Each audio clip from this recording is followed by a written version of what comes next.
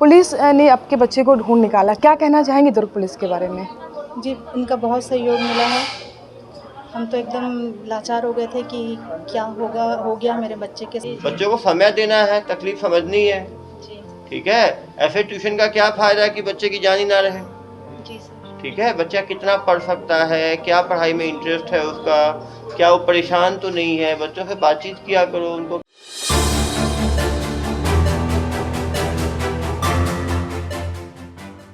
अपनों से बिछड़ों को मिलाने के लिए दुर्ग पुलिस ने एक पहल की।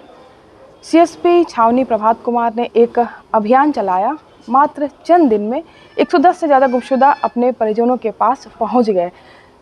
सबकी अलग अलग कहानी थी। कोई बच्चा घर से रूठ के गया था, तो कोई महिला दिमाग से थोड़ी सी कमज़ोर थी तो वो बिन बताए घर से निकल गई। हर किसी की अपनी अलग कहानी थी, लेकिन कहते हैं ना कि अंत भला तो सब भला। और जब पुलिस ने उन सबको ढूंढ करके अपने परिजनों को सौंपा तो उनके चेहरे की खुशी देखने लायक थी। हम बात करते हैं ऐसा ही कुछ पेरेंट्स से जिनके अपने खो चुके थे और पुलिस ने चंद घंटों में उन्हें खोज निकाला।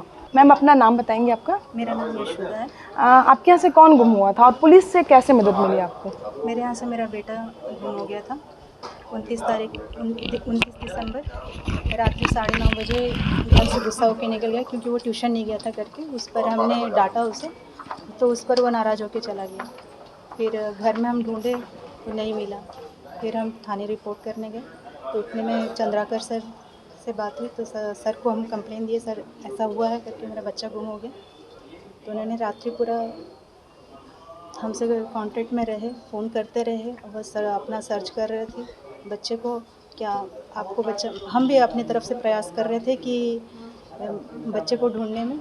तो सर भी हमें बार बार फ़ोन कर रहे थे कि हम भी ढूंढ रहे हैं, क्या आपको मिला क्या करके। फिर अगले दिन वो नहीं आया। फिर रिपोर्ट लिया गया और उसके बाद अगले दिन शाम को 6:30 बजे 7 बजे के दरमियान बच्चा मिला। जी। तो पुलिस ने आपके बच्चे को ढूंढ निकाला, क्या कहना चाहेंगे दुर्ग पुलिस के बारे में? जी, इनका बहुत सहयोग मिला है। हम तो एकदम लाचार हो गए थे कि क्या हो गया मेरे बच्चे के साथ, क्योंकि वो 18-19 घंटा मिला नहीं हमें। तो हमारी तो स्थिति ऐसी हो गई थी कि हमने हमारा बच्चा खो दिया करके। फिर जब बच्चा मिला तो हमें बहुत ही ज़्यादा खुशी हुई और हम पुलिस को बहुत धन्यवाद करते हैं कि इन्होंने हमारा बहुत सहयोग किया।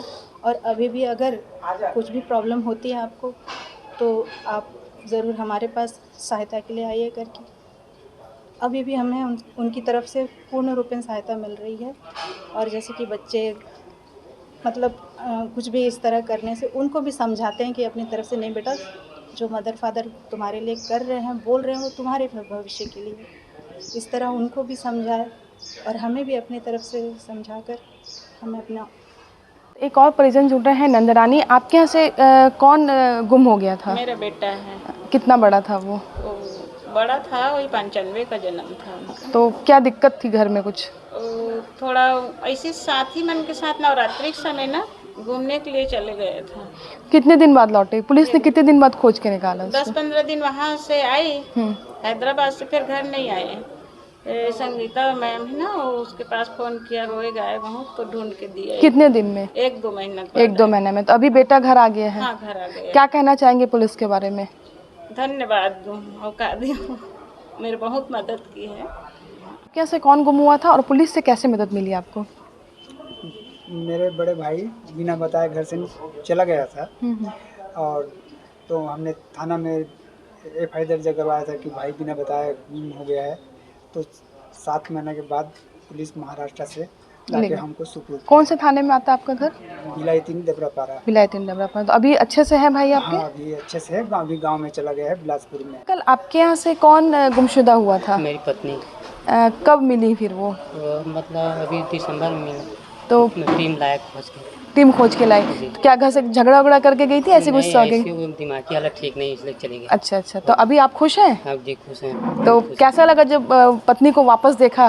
बहुत अच्छा लगा, बहुत अच्छा लगा। मैं ऐसे पहले एकदम अकेला टाइप का महसूस करता था बुढ़ापे में, तो अभी लाए तो बहुत अच्छा लगा।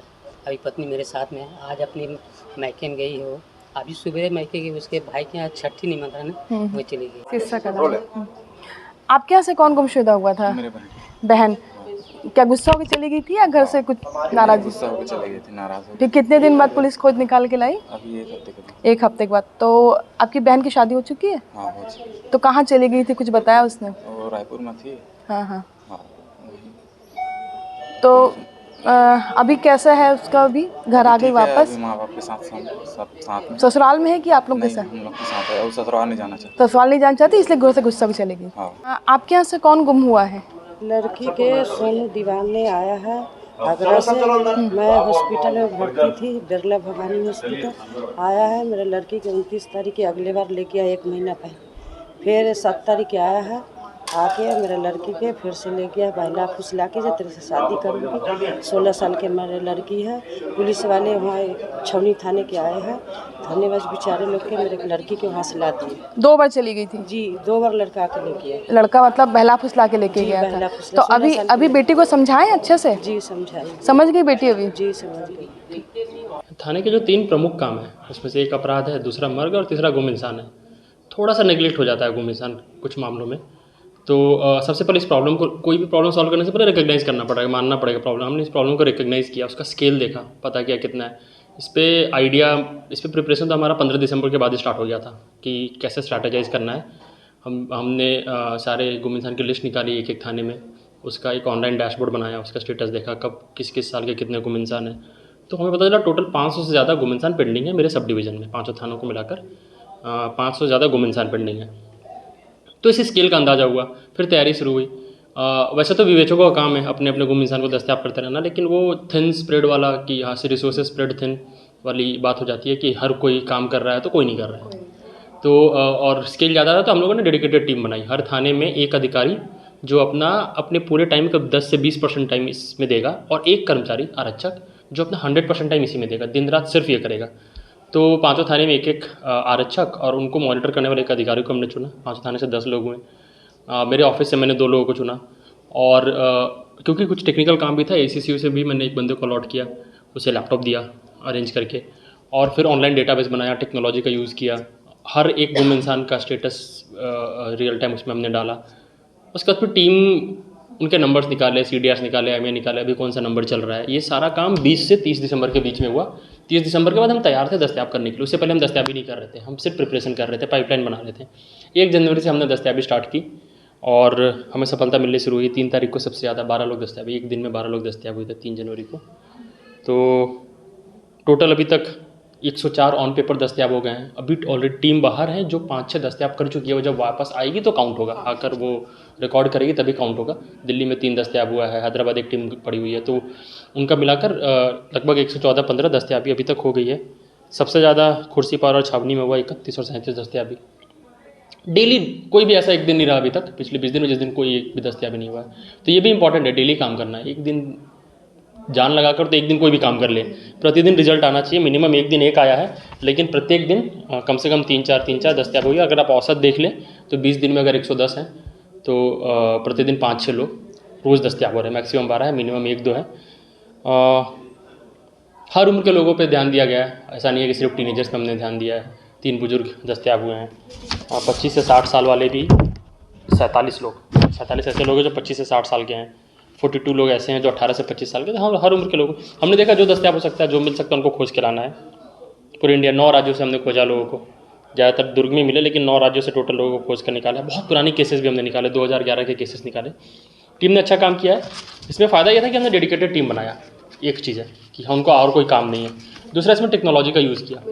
तो इस साइबर से एक बंदे को इसमें डेडिकेट कर दिया कि तुम्हें फुल टाइम इसमें काम करना, उसे रिसोर्स दिया, उसे लैपटॉप दिया।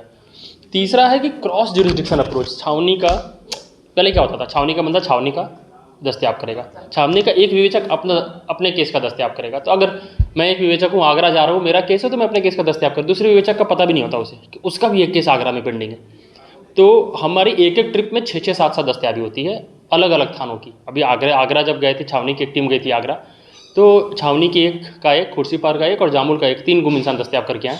एक रेप का आरोपी को भी, बलात्कार के आरोपी को पकड़ के लाया और चिटफंड के केस पे भी काम करके आया। रूटीन काम भी साथ साथ में हो रहा है इसमें, एक साथ 6-7 काम जमा करके हम ले जा रहे हैं, हम अकेले भेज ही नहीं रहे। जो भी जा रहा है अगर तैयार है तो हम 3 दिन और टाइम लेते हैं, बाकी थानों से भी तैयारी कराते हैं कि उस एरिया का कोई काम है कि नहीं। अभी परेड में थोड़े स्टाफ बिजी हैं, उसके बाद हैदराबाद एक टीम जाएगी, पूरा पाइपलाइन रेडी है, एक टीम उत्तर प्रदेश जाएगी, उसकी भी पाइपलाइन रेडी है, उसके बाद एक टीम बिहार जाएगी। वो सिर्फ गुम इंसान नहीं करेगी, हम गुम इंसान, मर्ग और अपराध में डिफ्रेंशिएट नहीं कर रहे, तो तीनों का काम एक साथ लेकर जाएंगे। अगर बिहार जा रहे हैं, बिहार में 3 अपराधी पकड़ने हैं तो उसके एक विवेचक जाएंगे तीनों के। गुम इंसान लाना है तो वही लोग सब मिलकर करके आएंगे, 10 दिन रह के आएंगे, 5 दिन रह के आएंगे, लेकिन सारा काम एक साथ निपटा कर लेकर आएंगे। तो वो एक अप्रोच है कि क्रॉस जुरिस्डिक्शन से बाहर का सब साथ मिलकर काम करें। फोकस टीम हमने बनाया है, ये सबसे रिजल्ट निकला हमारा।